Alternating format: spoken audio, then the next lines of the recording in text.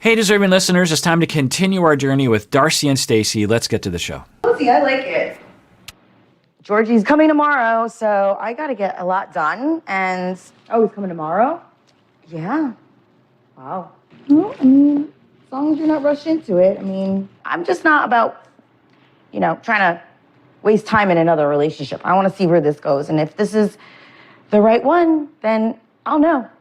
So there's that attitude again, very consistent. This is great. She's saying, I don't know if this is going to work out, and I want to find out right away. I don't want to dilly-dally and waste my time. So nothing wrong with that, and I hope that that attitude sustains itself and that if things get a little squirrely, she can either say, you know what, no harm, no foul. We didn't really know each other that well, and we just found out that we're not very compatible. Let's separate amicably. We certainly haven't seen that in the past. Or there is a little bit of incompatibility, and she's like, I kind of feel right now that I don't want to be with you, but, let me give it a couple more days, and we'll see how I feel, and we'll see how you feel, and maybe we can work this out. That flexibility of like, I don't know if this is going to work out, actually can help people stay together. Sometimes we think that when we fall in love, it's like 100%, that's the way it is in the fairy tales. But reality is not usually that way. Usually when you start dating, you might feel a lot of love in the beginning or a lot of attraction, a lot of infatuation, but it's normal and rational to go like, oh, did I just detect, especially when you're dating after a certain age, because you have a lot of experience growing with other relationships, realizing, yeah, there are times when I'm in love, and then later on I'm not. There are times when I believe this is the one, and then later on I realize not. So it's totally normal in the beginning of a relationship being very much in love and being like, I don't know if this is going to work out. I might be detecting the early signs of the end of this relationship. And the ability to hold on to all those things at the same time is a sign of maturity and flexibility and healing from our relational traumas in the past. The ability to hold on to, I'm in love with this person, 110%, I can't be without them, and also holding on to this idea of like, I don't know if this is going to work out. We might fall out of loves. I could discover something in the future. They could reject me. The ability to hold on to those things is the ability to have a nuanced understanding of reality, which is a more realistic. When we're young and we're traumatized, then we have a more black and white point of view of just like it's either all on or it's all off.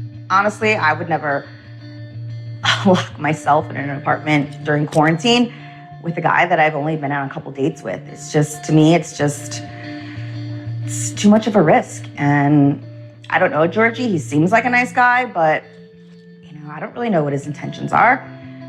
So this is interesting. I think a lot of us could agree with that.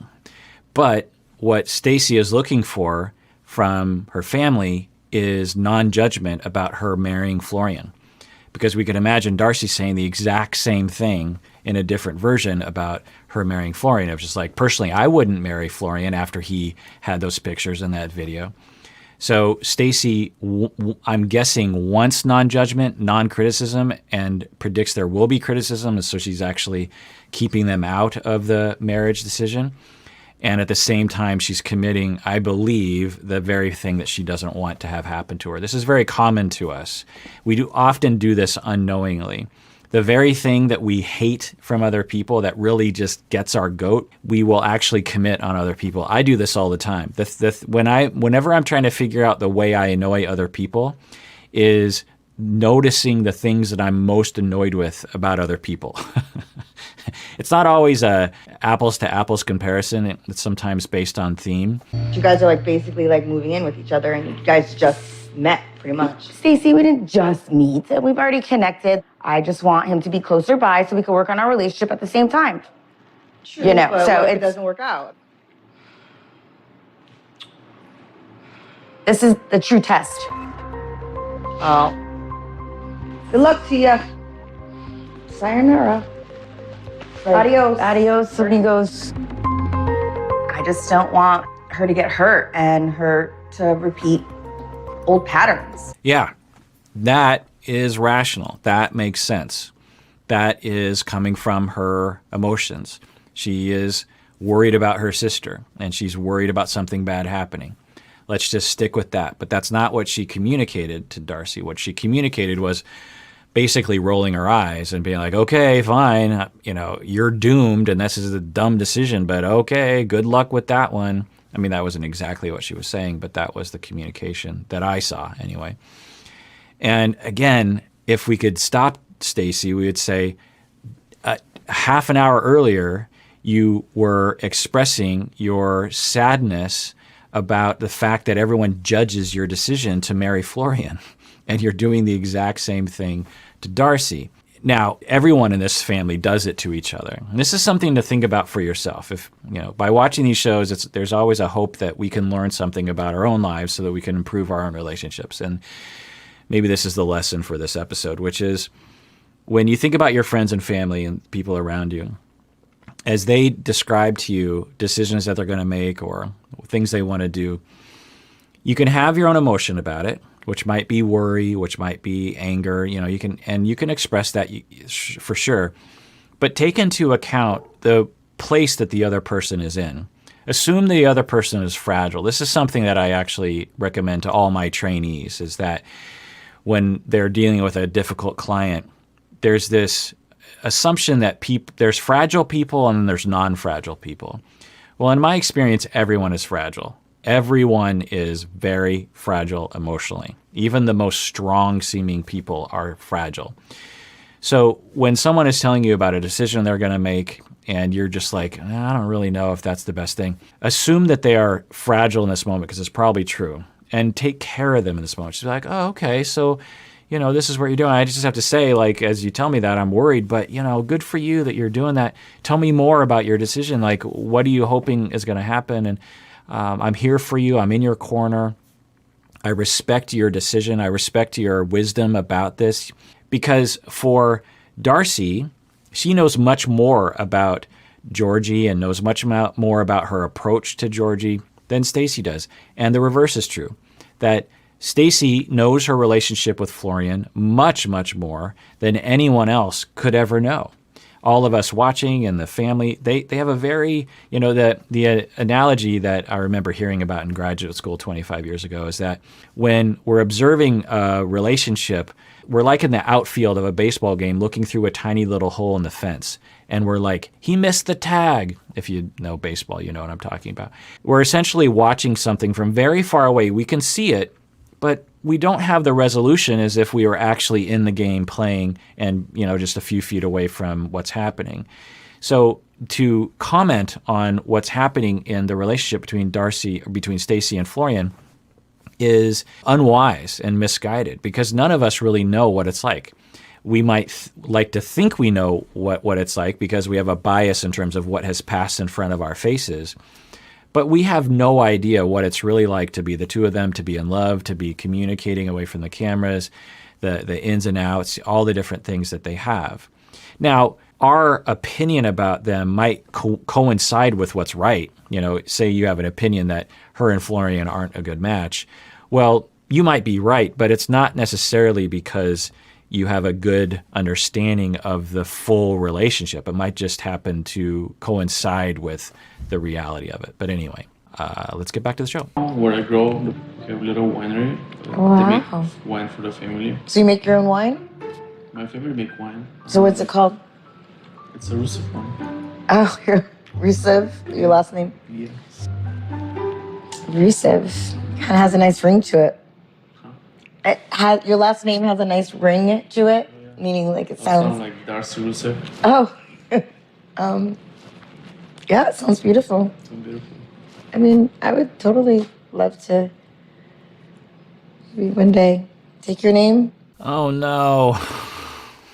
So I was hoping that Darcy would retain that attitude she was portraying earlier, which is, this is the third time we've seen each other in person, and I want to see if we're going to work out. I hope that it does, but who knows? This relationship could be a disaster like several other in the past, and I want to find out. And she's doing exactly the same thing that she was doing with Jesse and Tom. I don't remember this with Jesse so much, but I remember it because it was so long ago, but I do remember it with Tom. It was right away she was talking about getting married. And now there's nothing wrong with being infatuated and thinking about that. There's also nothing wrong with talking about it. I have a family member actually who on the third day they decided to get married, and they're still married after almost 30 years or something, 25 years. So there's nothing wrong with that. But the worry for Darcy is to repeat the same issues in the past. So this is a little bit of an innocent issue of just like she's expressing that she really likes him and she wants to marry him. And he seems to be receiving it okay, who knows? But the problem is it's the tip of the iceberg in terms of perhaps this is evidence that there's below the surface of the water is this desperation for this to work out, a rigidity to one outcome, which is he will ask me to marry him within 2 weeks or else this is a disaster. We've seen her have that attitude in the past. That desperation is what can actually cause people to run away from you. And that preoccupation with like, this must work because if this doesn't work, I have nothing to fall back on. Now, often from the outside looking in, we will judge people like Darcy and say like, slow down, what are you doing? There's something wrong with you.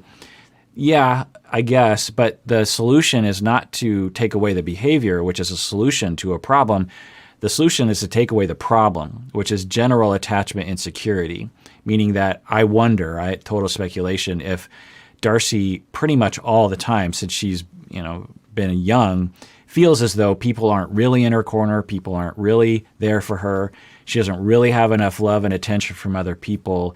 And so when she meets someone, she's so desperate for at least some of her needs to get met that she latches onto a fantasy that actually compels the relationship to fling apart. Help you. Come. I see big candles in small place, in the big dress. Yeah, here. I'd be scared. I'm so glad they navigated that well because I've seen too many fail videos on YouTube and Reddit to be not afraid of that. to have candles and a giant wedding dress. Every video I've ever seen in those contexts, it's usually a ball of fire. So I'm really happy that they navigated that. We're married. I love you for the rest of my life. We did it! Woo! We're married! Yeah, I love you. I love you too. Mwah. We made it, and that's all that matters. True, I love you. I love you 5 too. years waiting for this day. Yes, Love you. love you. We did it. Yes. There is something exhilarating about getting married. I'm reminded of when I married my wife, and it was exhilarating, particularly afterwards. It was just like, okay, we're finally done.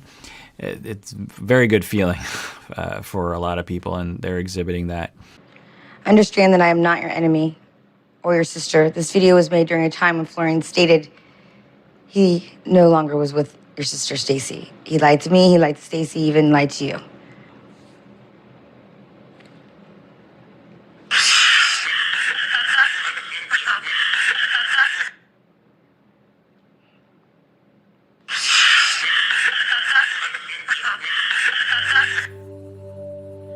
She's laying down, different position.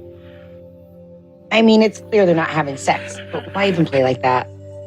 Yeesh. Oh, no.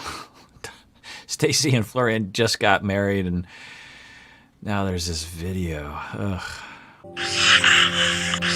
This is so fake. The video was basically her with him, but her leaning over in like a position and him looking like he's doing her from behind. I just don't understand. I don't know. There's like so many questions. Obviously, they were in the same room, the same bed, like what the F? Yeah, that's pretty awful. Why would he even want to be on her phone doing something like that when he's with my sister? It's a very stressful situation because I don't want to see my sister get hurt. I've been down that road. And the last thing I want Stacey to feel is that she's gonna marry someone she can't trust. But I think she definitely needs to see these videos before she gets married to Florian. Ugh, cliffhanger. All right, well, everyone out there, please take care of yourself and, be cool to each other because we all deserve it. We really, really do.